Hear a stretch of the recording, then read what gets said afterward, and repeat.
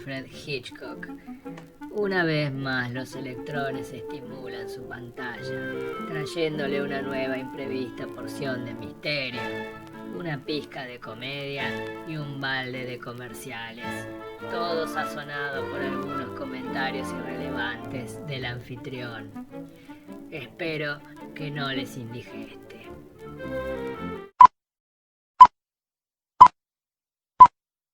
Buenas tardes, buenas noches, buenos días, dependiendo del momento en que me estén mirando. Yo soy Damián Gulich y este es un nuevo encuentro de física. La de hoy es verdaderamente una aventura intelectual en la que vamos a unificar todo el conocimiento sobre electricidad y magnetismo que destilamos hasta ahora. Todo gracias al genial James Clerk Maxwell. Algunas notas biográficas. James Clerk Maxwell nació el 13 de junio de 1831 y falleció el 5 de noviembre de 1879.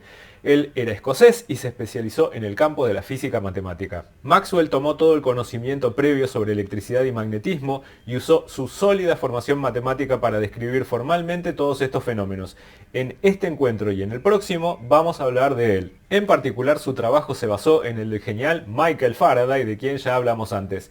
Faraday, aún sin formación matemática avanzada, pudo descubrir que los campos magnéticos que variaban en el tiempo podían generar campos eléctricos, y a esto lo vimos en la clase sobre Faraday Lens. Maxwell trabajó en muchas áreas, como por ejemplo en elasticidad y termodinámica, y propuso el primer método durable de fotografía en color. En 1873, a los 42 años, presentó su Tratado de Electricidad y Magnetismo, en el cual unifica y resume todos los fenómenos eléctricos y magnéticos. En este encuentro vamos a hablar del salto conceptual que hizo Maxwell para lograr lo que se conoce como la primera gran unificación de la física contemporánea. Cosas que vamos a utilizar en la discusión de hoy. Bueno, vamos a poner nuestra atención en lo que sabemos sobre capacitores. Teníamos las dos placas de un capacitor enchufado a un circuito que no dibujamos. Si el capacitor inicialmente está descargado, vamos a establecer una corriente I que va a ir cargando lentamente el capacitor. De este lado se van a depositar las cargas positivas, del otro lado las cargas negativas, y a medida que se van depositando esas cargas, se establece un campo eléctrico entre las placas del capacitor. El campo eléctrico va desde la placa positiva hasta la placa negativa, lo tengo dibujado en rojo. En cada momento va a haber una diferencia de potencial delta V entre las placas del capacitor. Si asumimos que es un capacitor de caras planas y paralelas que están separadas una cierta distancia d, sabemos por las clases previas que hay una constante que es característica del capacitor, que es la capacidad, y que en este caso es epsilon 0 a sobre d, donde a es la superficie, el área de las placas. La diferencia de potencial, ¿cómo la podíamos encontrar? Bueno, era menos la integral entre la chapa negativa y la chapa positiva de E escalar diferencial de L, que en este caso es E veces por D, donde E es la intensidad del campo eléctrico. Y si queríamos saber cuánto era la carga acumulada en cualquier momento en la chapa positiva, pues entonces eso era C veces la diferencia de potencial delta V entre las placas. Luego, las formas de la corriente. La primera vez que nos encontramos con la corriente dijimos I es de Q a dt, pero luego nos pusimos más sofisticados y desarrollamos el concepto de densidad de corriente, J, que es un vector, y entonces establecimos la siguiente igualdad, que la corriente no es ni más ni menos que el flujo de la corriente J a través de una cierta superficie por la cual está pasando esta densidad de corriente. El último ingrediente de hoy es el teorema de Stokes. Supongamos que tenemos un cierto campo F que está definido en el espacio y nos imaginamos una cierta trayectoria gamma, como está dibujada acá. Bueno, podemos darnos a la tarea de encontrar la circulación de F a lo largo de esta trayectoria gamma. Y el teorema de Stokes nos dice que esta circulación es el flujo del rotor de F a través de una cierta superficie, por ejemplo S1, que es una superficie abierta, pero que en su borde está limitada por gamma. Pero el teorema de Stokes lo que nos dice es que esto también es exactamente lo mismo que el flujo del rotor a través de otra superficie S2 que también está limitada por la misma curva gamma. ¿Cuál es la conclusión? Bueno, que el flujo del rotor se puede calcular en cualquier superficie abierta que esté limitada por esa curva gamma. Y ese detalle es muy importante y eso es lo que vamos a utilizar hoy. ¿Qué sabemos de electricidad y magnetismo hasta el momento? Bueno, lo que tenemos resumido en esta tabla. Tenemos la ley de Gauss para el campo eléctrico, la ley de Gauss para el campo magnético, la ley de Faraday-Lenz y la ley de Ampère. De todas estas estuvimos hablando previamente. Las tenemos acá en forma integral y las tenemos acá en forma diferencial. A estas leyes lo que le tenemos que agregar siempre es la fuerza de Lorentz, que es la que nos hace manifestar estos campos eléctrico y magnético sobre partículas cargadas, que son las que se van a mover. Parecería ser que electricidad y magnetismo no son cosas tan separadas, al menos eso es lo que queda en claro, por ejemplo, en la forma diferencial de la ley de Faraday-Lenz. Fíjense, un campo magnético que cambia en el tiempo tiene asociado un campo eléctrico. Cuando vimos la ley de Ampère dejamos las cosas inconclusas. Repasemos lo que sabemos de la ley de Ampère en la forma primigenia en que la vimos. Bueno, la circulación del campo magnético a lo largo de una cierta trayectoria gamma, que es la frontera de una cierta superficie S, bueno, eso es el flujo de mu0j a través de esa superficie S. Y en su momento dijimos que nos íbamos a conformar con eso por ese momento, pero que íbamos a tener que completarlo. Y hoy es el momento en el cual lo vamos a completar, porque vamos a ver un caso patológico donde esta descripción hasta acá no nos va a servir. Primero veamos la ley de Ampère en un caso en el cual funciona bien. Acá tenemos representado un conductor infinitamente largo en una sección, dentro del cual hay una cierta densidad de corriente, de conducción, a la que llamamos J. Y nos damos a la tarea de calcular la circulación del campo magnético que va a haber alrededor de este conductor a lo largo de una cierta trayectoria gamma, como por ejemplo esta que está aquí dibujada. ¿Y cuánto da eso? Bueno, nos dice Ampère, mu0 veces la corriente total encerrada. ¿Y cómo encontramos la corriente total encerrada? Como el flujo de J a través de alguna superficie S que está limitada por esta curva gamma. Y esto, en este caso, funciona perfectamente bien porque podemos calcularlo, fíjense, a través de la superficie S1 o a través de la superficie S2, podemos deformarlas tanto como queramos, que nunca vamos a tener problemas en este caso. Pero ahora vamos a ver una situación en la cual esto puede traernos problemas. Un circuito que solamente tiene un cable con corriente es aburridísimo. Lo que tenemos que hacer para divertirnos es agregar elementos. Y un elemento que podemos agregar que es particularmente conflictivo es un capacitor, como tenemos acá representado. Supongamos que caemos justo en un capacitor que se está cargando con una cierta corriente y que es función del tiempo, como nosotros vimos en la clase de transitorios.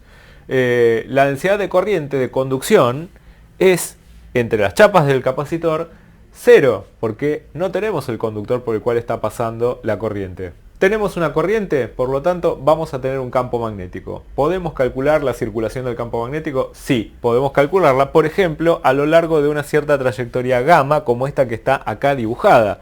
Bueno, si yo tomo como superficie S1 la sección transversal, que es la que está cortando el cable, bueno, sencillamente el resultado para la circulación de B va a ser mu0 veces el flujo de J a través de esta superficie S1, que esto va a ser mu0 veces la corriente que está pasando a través de la superficie S1.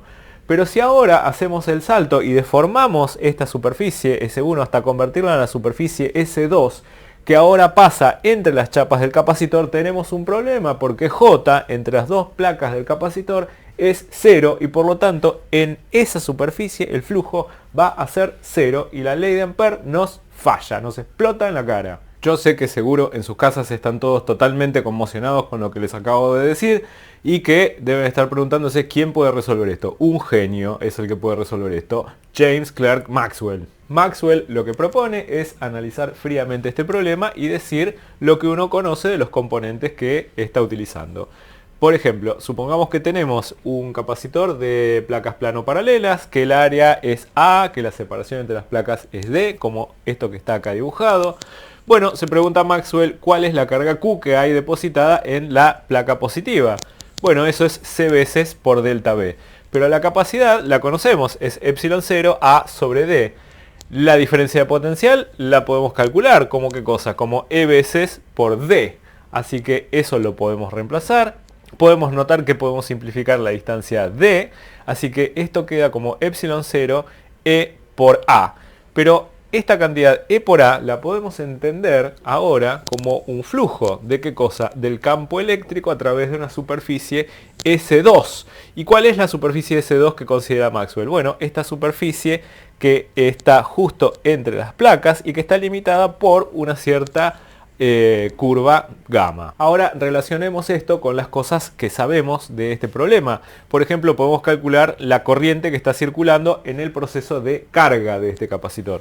Bueno, I es dQ dt, pero nosotros acabamos de encontrar una expresión para Q de esta manera, así que esto no será ni más ni menos que epsilon 0 veces la derivada respecto del tiempo del flujo del campo eléctrico a través de la superficie S2. Y esto va a tener un nombre que será I sub d, donde I sub d va a recibir ahora un nombre particular. Podemos tomarnos el trabajo de ver un poquito más en detalle qué es lo que sucede con este flujo. Fíjense, podemos meter epsilon 0 aquí adentro y podemos meter la derivada respecto del tiempo, que es total afuera y que adentro es una derivada parcial. Estamos considerando que la geometría no está cambiando. Entonces nos vamos a encontrar con el flujo de esta cosa que está acá entre paréntesis. Epsilon 0, la derivada parcial del campo eléctrico respecto del tiempo. Y a esta magnitud que está acá la vamos a llamar, para ser consistentes con lo que dijimos acá arriba, como una cierta J sub d. Ustedes se imaginarán que esto va a ser una cierta densidad de corriente y esto va a ser una corriente. Lo genial en este caso es que estamos vinculando cosas que pasan afuera con cosas que pasan adentro del capacitor. ¿Por qué digo esto? Bueno, porque la corriente I, con la que partimos del lado izquierdo de esta serie de igualdades, es la corriente I que está pasando por los cables que están cargando el capacitor. Mientras que el campo eléctrico con el que estamos trabajando acá adentro es algo que sucede solamente entre las placas del capacitor. Vayamos de lo micro a lo macro y entonces démosle nombre formal a estas magnitudes que acabamos de presentar. Así que consideremos primero una densidad de corriente de desplazamiento o de Maxwell a veces, que se define de la siguiente manera. Dado un cierto campo eléctrico E que varíe en el tiempo, entonces la densidad de corriente de desplazamiento es J sub d, es un vector, y es epsilon 0 veces la derivada parcial del campo eléctrico respecto del tiempo. Con esto ya definido, entonces ahora podemos decir que puede haber una corriente de desplazamiento o de Maxwell que se define de la siguiente manera. Si uno sabe cuánto es J sub d, entonces la corriente de desplazamiento es I sub d. ¿Y cómo es esto? Bueno, esto es el flujo de J sub d a través de una cierta superficie S. Les dejo para corroborar las unidades de estos objetos. A saber, que J sub d tiene unidades de amperes sobre metro cuadrado y que por lo tanto I sub d tiene unidades de ampere. Entonces, en un simple capacitor que está cargándose, ¿qué densidades de corriente tenemos? Bueno, tenemos la vieja y conocida J, que está asociada a los movimientos de cargas en los conductores que están cargando este capacitor, y que solamente está definida justamente en los cables. Y ahora tenemos este nuevo objeto, J sub d, la densidad de corriente de desplazamiento, que está definida solamente en la sección donde tenemos un campo eléctrico que está variando en el tiempo. Este término invacuo, que está aquí mencionado al pasar, lo que quiere decir en este caso en particular es que entre las dos placas del capacitor no hay ningún material dieléctrico, es decir que entre las placas del capacitor lo único que tenemos es espacio vacío. Ahora podemos darnos a la tarea de darle una forma definitiva a la ley de Ampère, porque la corriente de desplazamiento introducida por Maxwell generaliza completamente la ley de Ampère y por lo tanto la nueva versión, que es definitiva, se conoce como la ley de Ampère-Maxwell. Entonces, dada una trayectoria cerrada gamma y S, cualquier superficie abierta tal que la frontera de esta superficie es gamma, bueno, tenemos que la circulación del campo magnético a lo largo de la trayectoria gamma es mu0 veces el flujo de J más JD a través de esta cierta superficie S, donde J es la función de densidad de corriente, de conducción, la que conocemos en los cables, y J sub d es epsilon 0, la derivada parcial de E respecto de T, que es la densidad de corriente de desplazamiento. Desde luego, B es el campo magnético que está asociado a ellas. Esto es lo que se conoce como la forma integral de la ley de Ampère-Maxwell y ahora vamos a ver la forma diferencial. Como lo hicimos con la primera versión, vamos a ir hacia la forma diferencial utilizando el teorema de Stokes. Elementos para el teorema de Stokes. Una curva cerrada gamma que se queda fija, un campo magnético definido en el espacio y S, una superficie que está limitada por esta curva gamma. Y puede ser cualquier superficie abierta, S, que esté limitada por esa misma curva gamma. ¿Qué nos dice el teorema de Stokes en ese caso? La circulación de B a lo largo de gamma es el flujo del rotor de B a través de la superficie S. Cualquier superficie S limitada por esa curva gamma. Y acabamos de decir que también la circulación es el flujo de este objeto que está acá a través de la superficie S. El objeto es μ0 de J más J sub D. Comparando la parte de arriba con la parte de abajo, llegamos a la forma diferencial de la ley de Ampère-Maxwell que dice lo siguiente. El rotor de B es μ0 veces J más JD. Y JD la habíamos definido como epsilon 0 veces la derivada parcial del campo eléctrico respecto del tiempo. Esto que hicimos completa de una vez y para siempre la ley de Ampère. Desde luego no considera la presencia de medios materiales, que eso es para un curso más avanzado. Lo que se conoce como las ecuaciones de Maxwell no es ni más ni menos que el compendio de esas 4 ecuaciones con las que comenzamos y que acabamos de completar hace un rato. Formalmente son un conjunto de 4 ecuaciones diferenciales parciales acopladas que hemos visto a lo largo del curso y que junto con la fuerza de Lorentz forman la base del electromagnetismo clásico, la óptica clásica y los circuitos eléctricos. En forma mucho más complicada, estas ecuaciones fueron presentadas por Maxwell entre 1861 y 1862. De hecho, la forma en la cual nosotros la enseñamos es en el lenguaje del cálculo vectorial y eso fue una especie de traducción que hizo Oliver Heaviside un tiempo más tarde. Estas ecuaciones unifican y sintetizan todos los fenómenos eléctricos y magnéticos y son la primera gran teoría unificadora de la física. Las ecuaciones de Maxwell describen cómo se generan los campos eléctricos y magnéticos por las cargas, las corrientes y los cambios de los campos. Tranquilamente podríamos haber comenzado el curso presentando estas 4 ecuaciones. Acá están en forma integral, acá están en forma diferencial y haber dicho, bueno, estas 4 ecuaciones, que son ecuaciones diferenciales, que vinculan ciertos campos E y B entre ellos, les confieren ciertas características y estos campos se manifiestan en el movimiento de partículas cargadas a través de esta fuerza que está acá. Tranquilamente podríamos haber hecho eso y eso se conoce como el enfoque axiomático del electromagnetismo. De hecho, en Física 1 a nadie le molestó que se definieran primero las leyes de Newton y luego se viera cómo se utilizaban. Y ahora hagamos la última abstracción para ver la genialidad a la cual llegó Maxwell. Y quedémonos con las formas diferenciales que están escritas de esta manera y las voy a decir una por una. La ley de Gauss para el campo eléctrico, divergente de E igual a ρ sobre epsilon 0. Ρ es la densidad de cargas, es una función que me dice dónde hay cargas. Ley de Gauss para el campo magnético, divergente de B es igual a 0. No hay fuentes puntuales para el campo magnético clásico. Ley de Faraday-Lenz, el rotor de E es igual a menos la derivada de B respecto de T. ¿Y esto qué significa? Que campos magnéticos que se mueven en el tiempo, que cambian en el tiempo, tienen asociados campos eléctricos. Y tenemos ahora la ley de Ampère-Maxwell, que me dice que el rotor de B es μ0 veces J más JD, donde JD es epsilon 0 veces la derivada de E respecto de T. Lo que resta ahora es darle un poquito más de sustancia, o en realidad quitarle la sustancia, porque vamos a refinar el concepto de invacuo. Consideremos todos los elementos con los que estuvimos trabajando. Cargas distribuidas de determinada manera, pongámoslas en algún lado. A esto le podemos agregar, no sé, alambres por los cuales circula corriente, alambres finos, podemos considerarlo también y ponerlo acá. Podemos utilizar también y considerar capacitores que se están cargando, descargando en el tiempo, en circuitos también lo podemos hacer.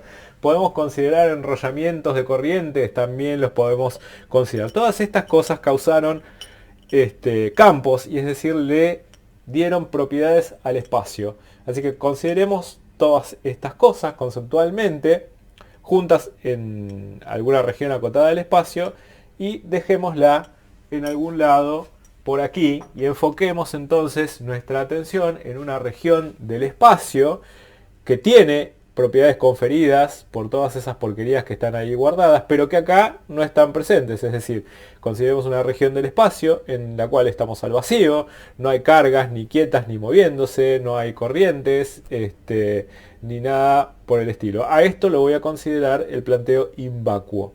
En estas condiciones, las ecuaciones de Maxwell se simplifican considerablemente y de esta manera. Entonces, en esta región en la que no tenemos ninguna cosa material, invacuo, vamos a ver la ley de Gauss para el campo eléctrico. Divergente de E va a dar 0. ¿Por qué? Porque ρ en este lugar es igual a 0. ¿Sabemos el divergente de B? Sí, el divergente de B siempre fue 0 y en estas condiciones más aún. Y después me quedan los rotores. El rotor de E es igual a menos de B a dt. Es decir, si en este lugar hay un campo magnético definido, y ese campo magnético está variando en el tiempo, va a haber un campo eléctrico asociado. Es lo que nos dijo Faraday cuando vimos Faraday Lens. ¿Qué sucede ahora con la ley de Ampère-Maxwell que me dice el rotor de B? Bueno, en este punto del espacio no hay J de conducción, no hay corriente de conducción, no hay alambres.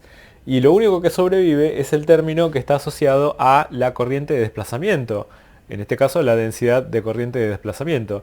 Y en este caso es mu0 epsilon 0 la derivada de E respecto de t. Es decir, si hay un campo eléctrico en este punto del espacio y ese campo eléctrico está cambiando en el tiempo, entonces vamos a encontrar asociado un campo magnético. Y acá llegamos a un resultado verdaderamente espectacular. ¿Por qué? Porque encontramos una simetría entre estos campos, es decir, encontramos una relación muy íntima entre estos dos campos, el campo eléctrico y el campo magnético, que ya se empezó a sospechar con Faraday Lens. Pero para resumir, sabemos ahora que campos magnéticos que varían en el tiempo tienen asociados campos eléctricos. Y como contraparte, campos eléctricos que varían en el tiempo tienen asociados campos magnéticos. Comenzamos el curso describiendo propiedades del espacio aparentemente disociadas. Con el correr de los encuentros nació la sospecha de que estas propiedades podían estar relacionadas. Esa sospecha se convirtió en certeza gracias a un escocés francamente irritado con que el teorema de Stokes no funcionara bien. Se logró, gracias a eso, una unificación. Esta unificación logró cosas con resultados totalmente inesperados que cambiaron al mundo para siempre. Y en el próximo encuentro vamos a ver uno de esos resultados.